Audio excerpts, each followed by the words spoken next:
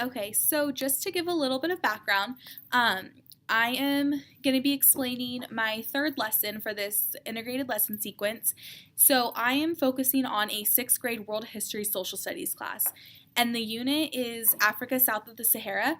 And so specifically one I wanted to focus on is South Africa because, there's a lot of history in South Africa and a lot of incredible things and a lot of incredible people that have come out of there and have really made impacts all around the world. And so my third lesson is South Africa becomes a nation. So just to give you a little bit more background, lesson 1, I am explaining an introduction to South Africa, kind of South Africa today, their economy, just a general overview to get students introduced.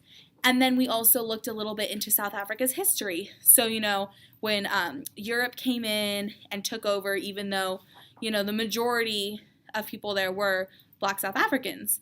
And so now and then on the second lesson, what we did was we looked at iconic figures of South Africa. So, of course, Nelson Mandela and Steve Biko.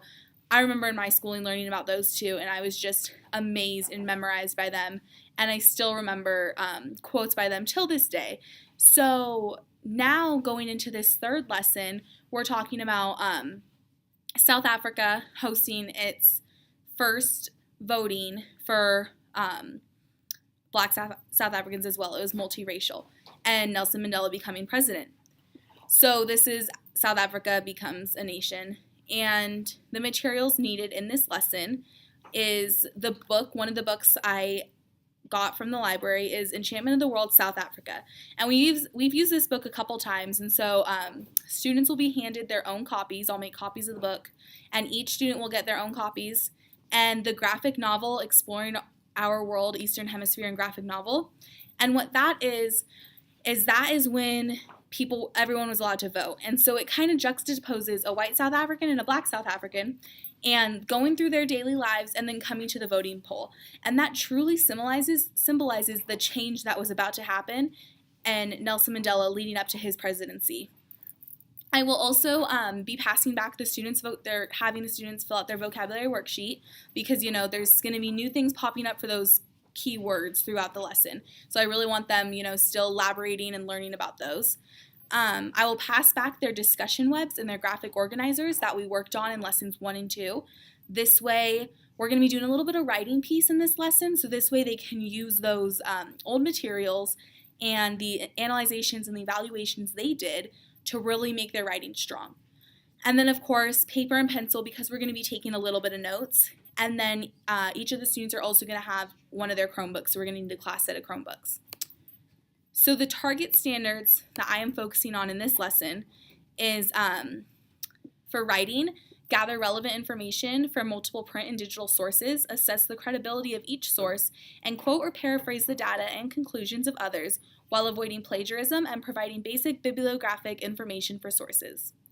We'll also be focusing on world history writing standards, gather relevant information from multiple print and digital sources using search terms effectively, assess the credibility and accuracy of each source, and quote or paraphrase the data and conclusions of others while avoiding plagiarism and following a standard format for citation. Then we'll also have the world history standards, analyze and evaluate the global expansion of liberty and democracy through revolution and reform movements in challenging authoritarian or despotic reigns. And the last world history standard, evaluate why peoples unite for political, economic, and humanitarian reasons. And so in more kid-friendly learning targets, in more kid-friendly language, I said students will have gathered information from multiple informational sources through their discussions, webs, and graphic organizers. So through the discussion webs and graphic organizers, they've kind of already been hitting those first two learning targets that I talked about, gathering relevant information. So we've been working on that throughout. And so in this lesson, we're really going to dive into that and focus on putting it into effect. And then I also said students will utilize what they gathered to analyze and evaluate the expansion of democracy and the revolution that happened in South Africa.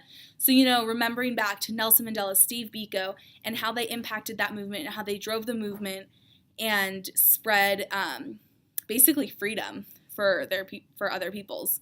And then students will explain why people united. And then for the learning targets in language, I said students will listen to guided imagery by the teacher because one of the comprehension and teaching techniques I'm using in this lesson is guided imagery. And then students will read the provided book pages. Students will utilize their vocabulary worksheet. Students will write their own scene of guided imagery, and students will create an annotated bibliography. So that the annotated bibliography will also make it so they're doing that they're putting that information into effect. They're citing those sources correctly, and just tying it all together with this third lesson to wrap everything up. So for my pre-assessment, the pre-assessment has already been taken care of through lessons 1 and 2. The teacher, I would have already introduced the students to the graphic novel again in order to remind them of where we left off the day before with lesson 2 into this transition, okay, like symbolizing what's about to happen. For my ongoing assessment throughout the lesson, while students are reading their worksheet pages, I will be circulating the classroom to make sure students are staying on task and asking them questions to monitor their understanding. So like, okay, like think back when I do my guided imagery, think back, like what were you feeling when I said this statement? What about this? What made you think of, what were you picturing happening in South Africa at this time? And then for my post-assessment, students will have achieved their learning targets through their own guided imagery. And so for my introduction and learning activity, so I will say today we are going to dive into when South Africa became a democracy. We're going to use imagery to try and put ourselves in their shoes and experience the senses and feelings that South Africans had. It is important to do this because we want to be able to understand why there is a global expansion of liberty, meaning freedom. We also want to know why people unite when it comes to political and social freedom so we can understand these movements.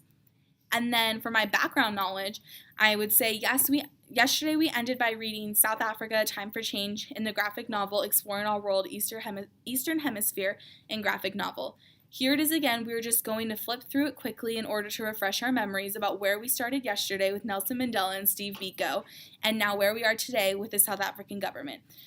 So we see here a movement has happened and the Black South Africans are now allowed to vote, and there's one running. So let's see where this takes us. So for the first 10 minutes, the teacher will have the students take their social studies notebooks, a pencil, and find a quiet spot in the room.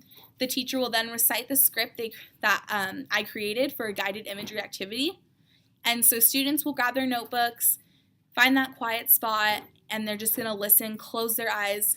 And so the guided imagery will say as follows. Imagine being told who you are, where you could live, where you could go to school, and what subjects were okay for you to study. Imagine a man who wanted to break a cultural division behind bars.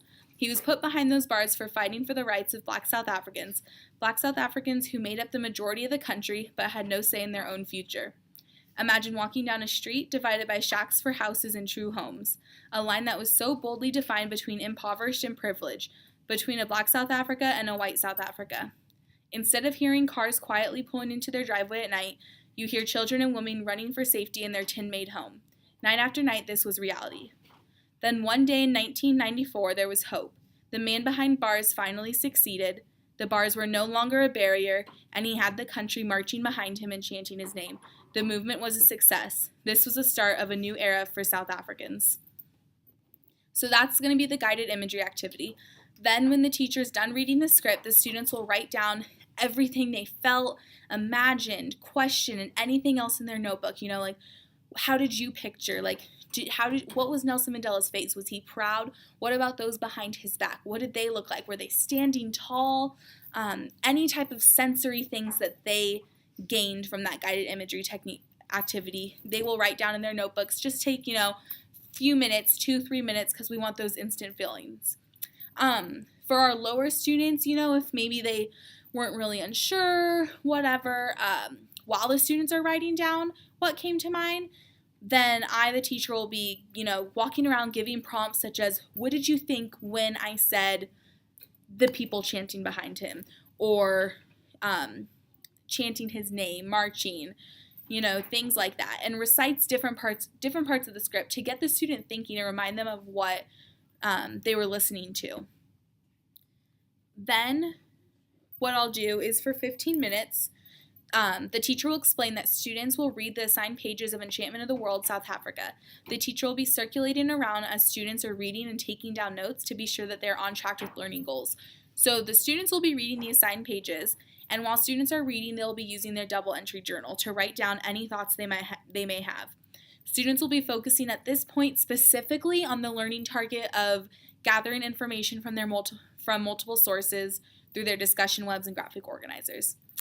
And so for students, who need a little bit more of a challenge, the higher level, I'll explain the guided imagery activity they'll be doing a little early for them so they can begin working on that. And then for the students that need a little bit more help, I'll give them a partner to work on. If one of the other students who's finished is willing to help them, and they can work on the assignment together so they can keep each other on task and able to collaborate with one another because, two brains, always better than one. And that'll be for 15 minutes because I want them to really think and dig deep about, okay, this is the sensory activity we just did. Now this is all the information, the facts that happened. How do these two go together?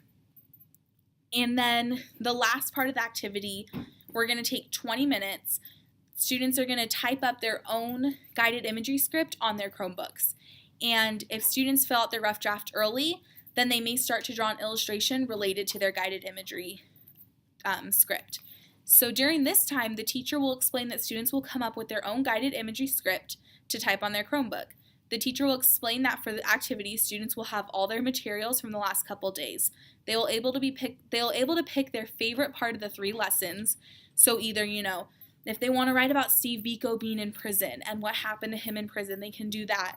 If they want to write about, when the Europeans first early settled in, what was the feeling there? Was it obviously was it hostile? Or is it scary? If they want to dig into that, they can look back at those notes in their discussion webs or their double entry journals. So they'll pick their favorite part of the 3 lessons, and they'll create a scene about the aspect of that little part. For the guided imagery activity, the teacher will explain that students will set the scene and to use descriptive language. So when we close our eyes, we feel like we're there with them. We get the feelings. We feel the shivers in our spines, And the teacher will explain that this is just a draft. The final draft will be a project completed at the later date. So I really just want them to get all their feelings out there, and then, we'll work on the organizational piece the following week. And so for our students that need, again, a little bit more of a challenge, I'm going to challenge them not to use the same descriptive words. If you're going to use immensely scared, find a different word. If you're going to use shivers or pulsing, whatever, find different words. For our students that need a little bit more help, I'm going to say that they're going to be given a guide that has a list of descriptive words. So these words will help them enable their senses and really let them know how descriptive we want it to be, how detailed, and they can use the words on the guide if they choose.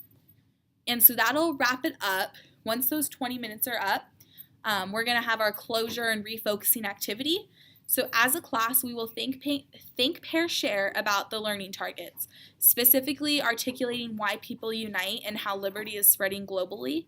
Students will share this with their partner and then share aloud to the class. As a closing activity, willing students will share the rough draft of their guided imagery script and illustration if they got to it. After they read their script, the class will guess from what specific aspects of the lessons the imagery was from. What scene, what year, who were they talking about, etc. This will give students a chance to interpret each other's imagery and see kind of what impacted their classmates and get to see the students' perspective of the most impactful things that they learn. And I'll also be able to see what they enjoyed most or what they thought was the most important. So that wraps up my lesson. I wanted to save the guided imagery technique because that's something really special where students can really dive in and feel and put themselves in the shoes of whatever scene the teacher's trying to set. And so I thought it'd be really cool to let the students, do their own and really make that piece and what we'd been studying the past few days their own. And I hope this is helpful and that maybe this is something that will be utilized for students to do in classrooms to come. So thank you.